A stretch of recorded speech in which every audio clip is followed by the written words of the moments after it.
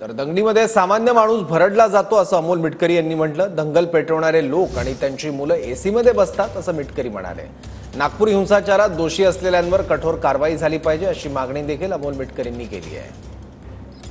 दिवसभरात 8 शेतकरी आत्महत्या करतात, अशी परिस्थिती असताना औरंगजेब हा किती महत्त्वाचा मुद्दा वाटतो? औरंगजेब हा मुद्दाच असू शकत नाही। औरंगजेब हा महाराष्ट्राच्या, तो बिचारा म्हणत असेल कबरीमधून की यार 300 वर्ष झाले माझ्या कबरीवर तुम्ही राजकारण करताय। नागपूरची दंगल खूप काही शिकून गेली। आता दंगलीमध्ये गोरगरिबांची मुलं बळी जाता कामा नये, कारण नुकसान हे शेतकऱ्यांचं होतं। काय टी राजाचा मुलगा काही जेलात नाही जाणार किंवा टी राजाच्या मुलावर काही कुठे लालशाही लागणार नाही। त्याची लेकरं विदेशात शिकतील आणि आपली लेकरं बिचारे इकडं। आता हे जे दंगल भडकवणारे असतात ना, यांची अवलाद एसीत झोपलेली असते।